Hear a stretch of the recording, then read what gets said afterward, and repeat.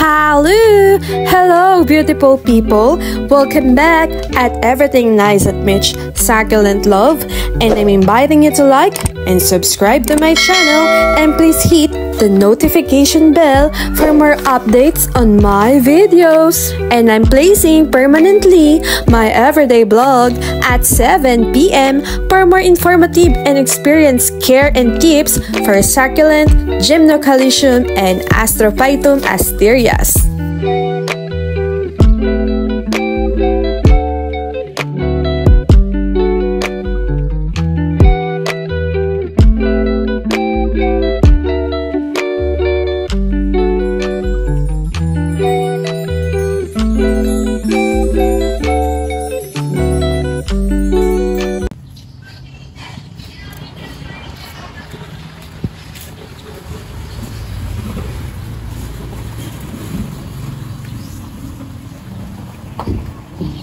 Hello!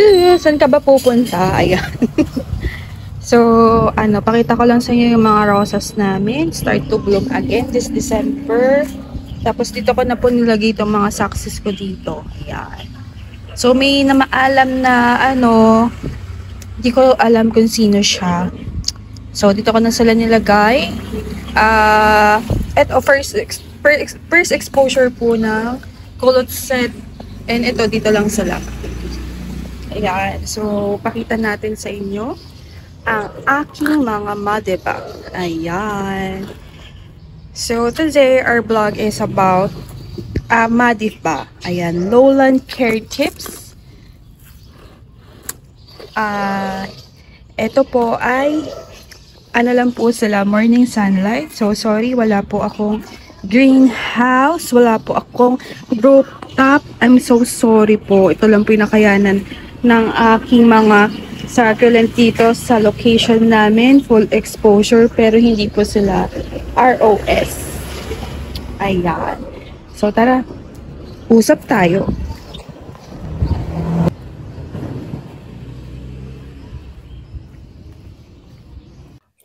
Ayan. So, ginawa ko lahat ng aking mga madiba. Parang sila na ba yun? Meron pang isa eh, pero nasa kasi siya? Nasa arrangement. So, ayun, for the madiba, ang i-share ko po sa inyo is yung mga experience ko lang dito sa amin, sa Nueva Ecija. And kung medyo pares po tayo ng location, lowland po ako. Mataas po yung humidity dito sa amin, tsaka medyo mahirap din mag-alaga ng succulent. So, for my madiba, so describe lang muna natin siya. So, bubble pink yung kulay niya kapag stress, and then triangular yung kanyang mga rosette. Makikita niya may mga patusok-tusok siya. And meron din siyang konting parina. So, mostly, konti lang yung parina niya. Hindi kagaya ng mga topsy-turvy na maparina din. Ayan.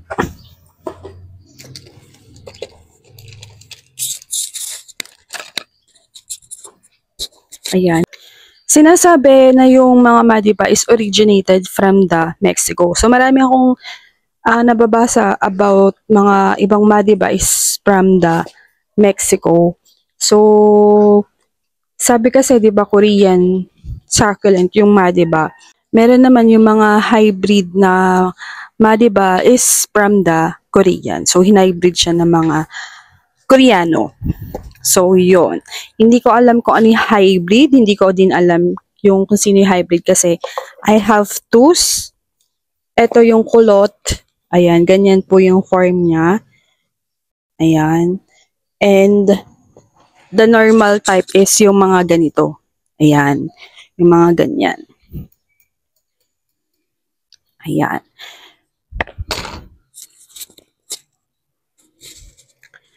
So, for the madiba, ang gamit ko lang again para sa mga new viewers is 70% of the organic and the 30% inorganic. So, ano pong organic? E di CRH, coco peat, Tapos, yun lang, parang rice hull na binulok. And then, the inorganic is yung ginamit ko is yung pumice stone and the cultured soil. And for the fertilizer, ang gamit ko naman sa kanila is chicken manure yata yung nilagay ko. Tapos nag-add lang ako ng bunny poop. So for Madiba is family of Echeveria. So ang mga Echeveria this months is dormant. So sabi tulog daw sila. At saka hindi nila growing season. So pero i-check natin. So, for the Madibus, so, Echeveria siya. So, sinasabi na dormant nga yung mga Echeveria this summer. Pero kung hindi nyo sila mabibigyan ng tamang pag-aalaga, magiging dormant yung succulent. So, for the soil nga, 70% organic and 30% inorganic yung effective po dito sa aking location. And for the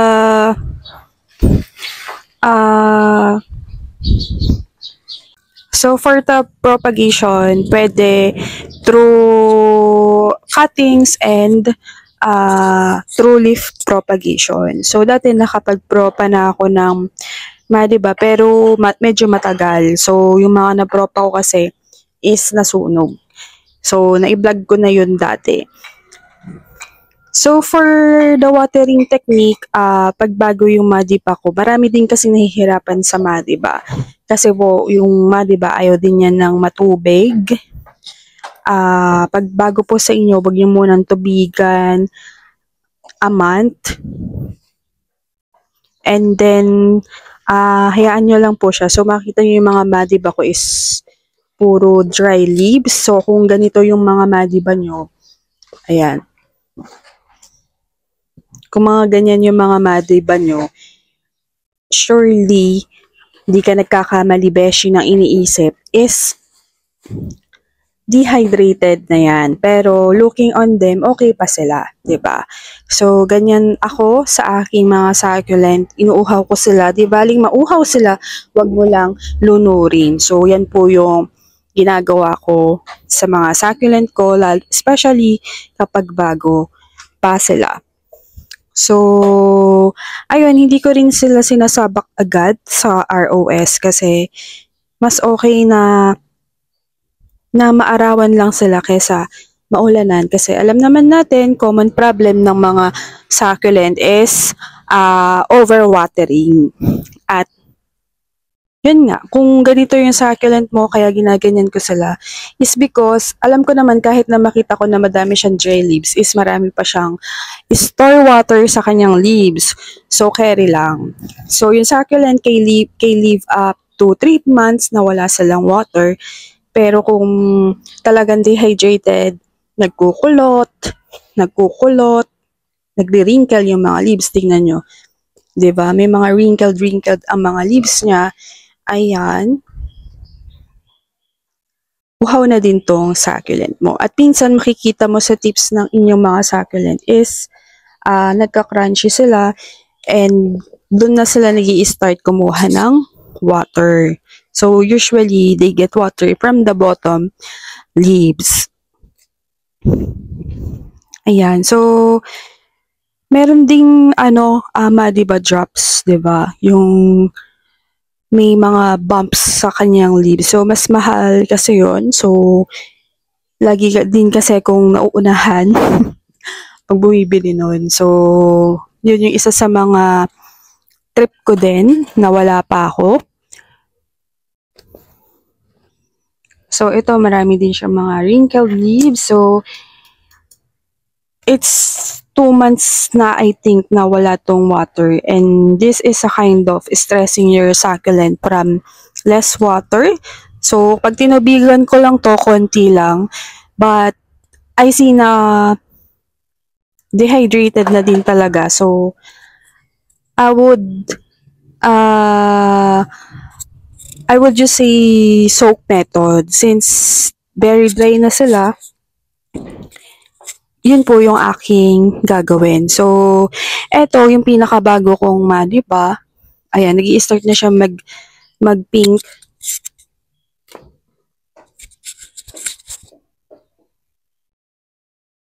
So, nag-i-start na po siya mag-pink. Ayan. So, ito ay mga ano na, magwa 1 month or kulang 1 month na siya. So, di ko pa siya natutubigan.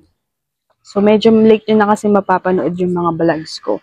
So, dito, hindi ko pa ito natutubigan and wala pa siya masyadong dry leaves.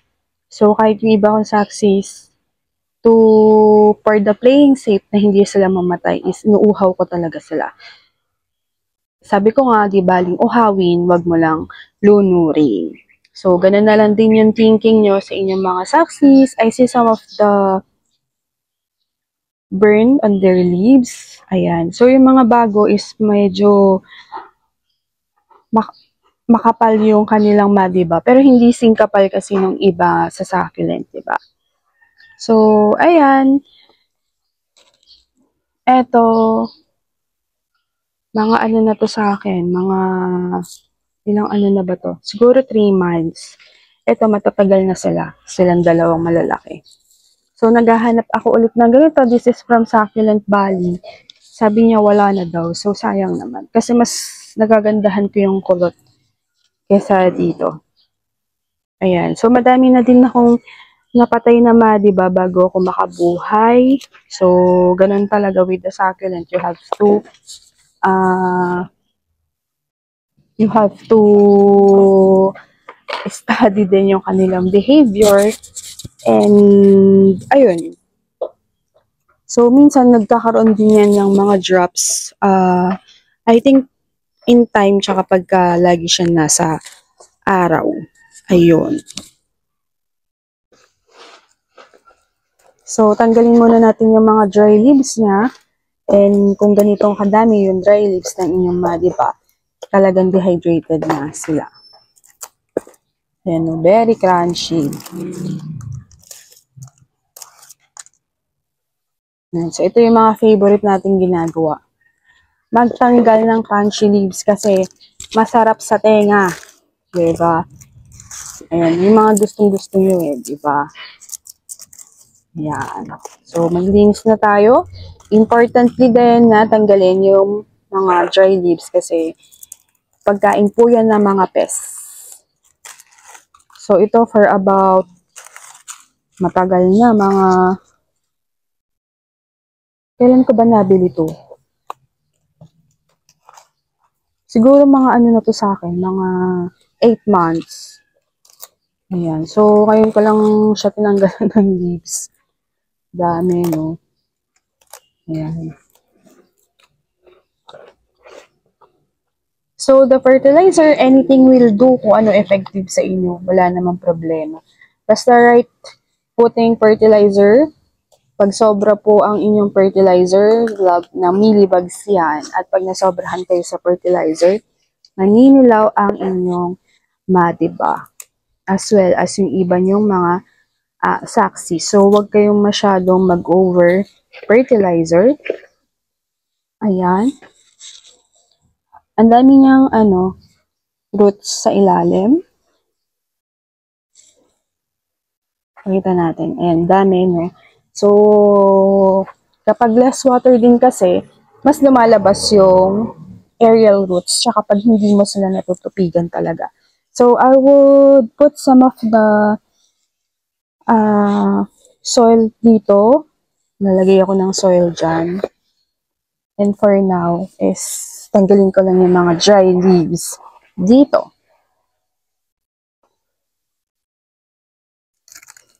Parang, ito, ano lang palang sa akin to. Parang ano na yata sa akin to. Kailan ko ba ito nabili? Parang summer. Tapos ito, July, nung birth month ko. Kasabay ito ng, ano ba kasabay ito? Yung Chris Fate, tsaka si Afterglow.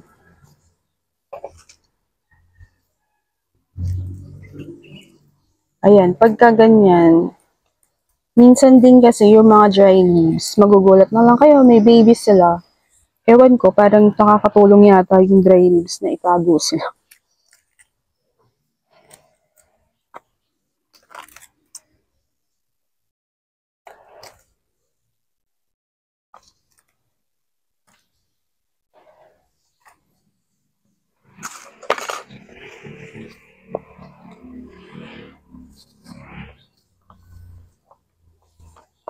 So, dito kumukuha na siya ng dry leaves. Ayan o. Ito, kumukuha pa siya ng konting water dyan.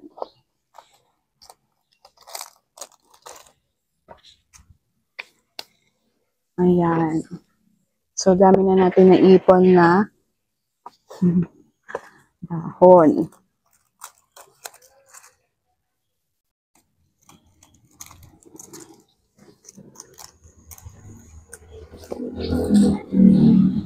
Nako, madaling malagas. I think maglalagas to because of the init. Tsaka pagka nagsha-shower kayo ng succulent, tapos mainit, magiging marupok sila. Parang ikaw yan, bes, marupok, charot. Ayan, nag-i-start na siyang mag-fungus, I think.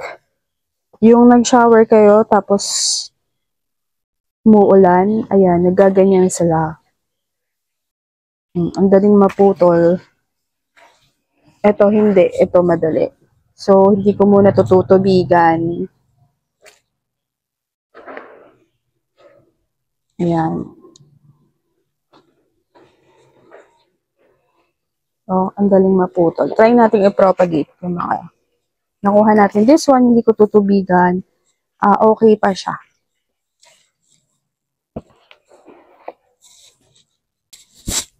So, ayan. Let's put some of the soil. Wait lang. Mag-a-add lang ang loamy soil. Ayan. So, mag-a-add lang ako ng soil as sa top. Dito ko na nga ilagay kasi baka tumapon.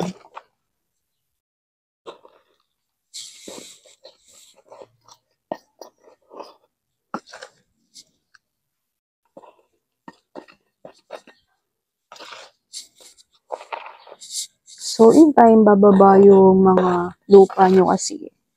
Kahit na minsan punuin nyo ng punuin, in time, bababa sila.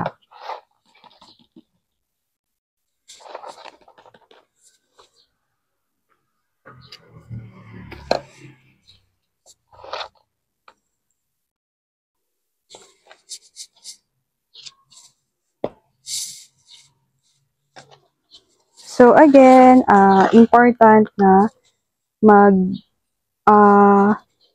mag-assess kayo ng inyong succulent. Always assess your succulent first bago kayo magagawa ng kung ano-ano.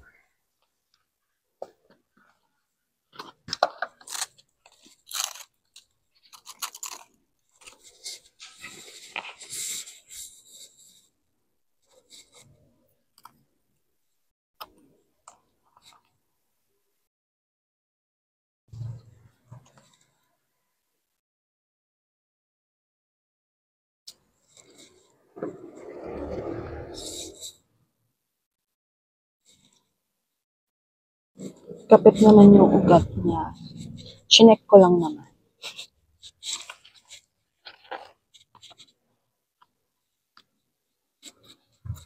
So, ito, potted to ni succulent valley. So, maganda naman yung mga succulent niya. Na-timingan lang nitong December na may mga fungus, but the rest is maganda naman po. Yung kanya mga succeeds. Ayan.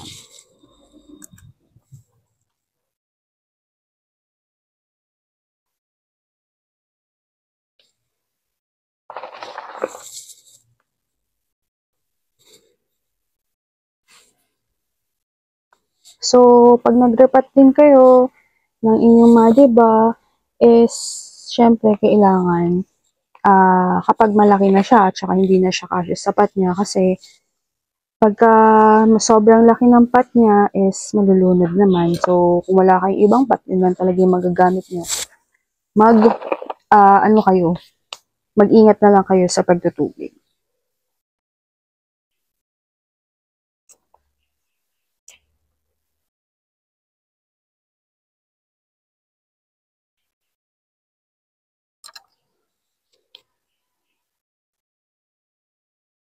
So, based on my assessment, this one, ang nakakapit sa ugat niya is yung mga dulo. Yung pinaka-ugat dun sa ano niya is hindi kapit. Hindi pa ganun. Basta yun, nahihila ko kasi siya eh. Ang kapit lang yun na mga nasa sides. So, hindi ko muna siya i-bottom water. Ito, bago lang naman to. So, ayan. Ito, para maunawaan yung pinagsasabi ko. Wait lang, bis natin camera.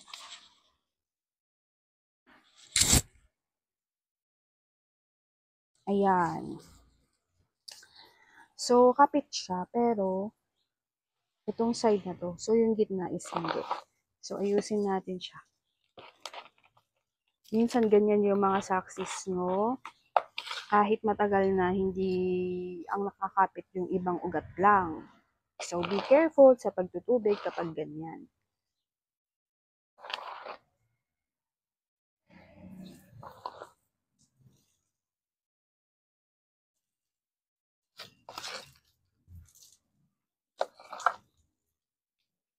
Ayan, dito tumayo siya ngayon. Pag ganyan sana eh. Kailangan ng support. Kailangan ng bato.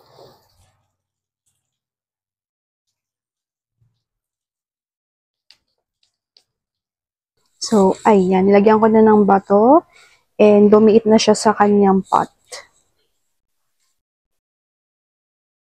Ayan. So, for the waterings, yun nga, once a month, every 2 months lang, kaya kong silang tubigan na every 2 months lang sama, diba? And yung iba kong success na, basta, depende lang sa assessment ko kasi talaga ako mag-water, pero the usual is once a month lang.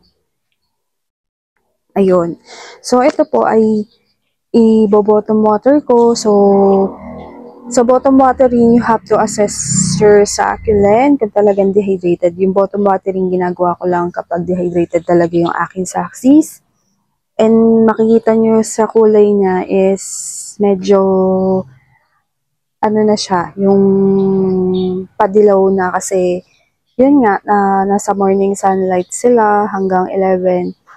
The 10 to 11 is matindi na yung araw, masakit na sa balat, kung tayong tao, nasasaktan what more with the halaman, and kaya kumupas na din yung mga parina niya because, yun nga, they are in the sunlight every day. So, I have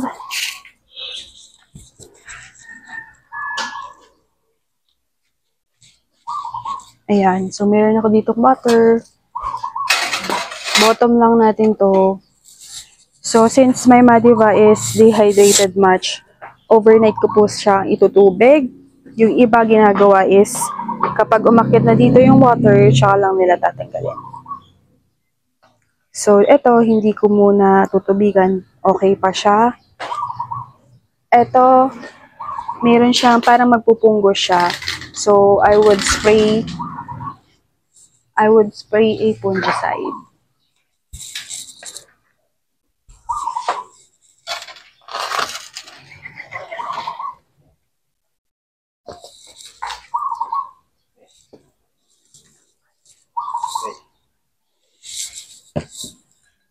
Dito, meron akong tinimpla, dieting. So, bakit nyo po idadieting? Kasi nga, di ba, madaling naglagas yung leaves niya, tsaka mayroong mga fungus, ayan. Hindi, start na siya. In time, pag hindi ko pa ito na-actionan, mag-rot na po ito.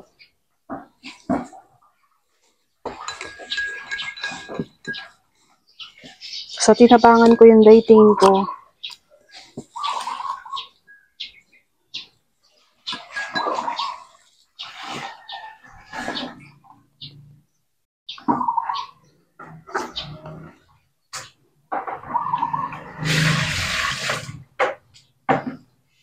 So, nakagawa na po ako ng vlog about dating. Hanapin niyo na lang po dyan sa aking mga videos.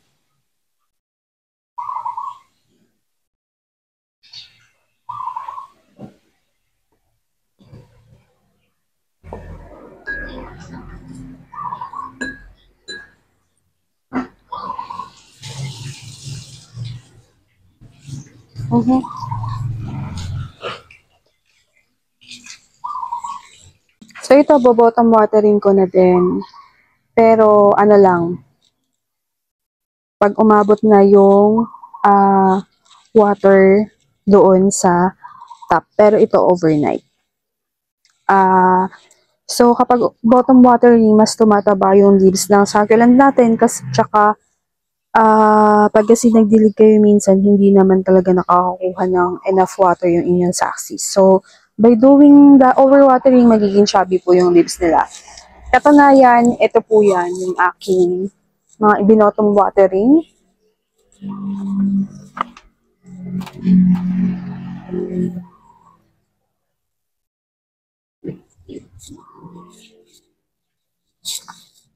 Ayan, see? Ito, sino to? See? White one. Mas chumabi yung leaves niya, tsaka mas gumanda yung kanyang pagkakatayo ng leaves. So, same position lang sila, guys. Kung nasaan silang position noon, doon pa rin. Ito din, dati sobrang payat na ng leaves ni Lotus. So, ayan. Nung natubigan ko sila, nawala yung stress color nila. So, yun din, pag bottom watering, syempre, mawawala yung stress color nila. Pero, kung ilaless water mo sila, lalabas yung kulay nila. But they are more on dehydrated. So, ginagawa ko lang yung bottom watering pag sobrang dehydrated noon sa succulent. Ito kasi, once a week ko diniligan kasi ayaw nang tumaba ng leaves niya. So, binottom water ko na silang dalawa. So, okay naman sila. Overnight ko So, yung iba ko din po saxis na nagda-dry na yung mga leaves nila on the bottom, yung talagang matagal ko nang hindi natutubigan, ay nilagay ko na din po dito sa bottom water. So, ayan, binottom water ko na din sila, I mean. So, for the dusty Violet or Vivian, mabait din po yan sa lowland. Ayun, tingnan nyo. Nag-reach na sa top yung kanyang water. So, ayan. Soak method kasi basa na yung top niya, so I have to remove na. Then, inad ko din dito yung iba. Ayan, si so you have to be careful. Murasaki. Ayan, nag-uumpisa na siya sa top na mag-wet with the cultured soil toppings, and then i-remove ko na siya later once fully soaked na.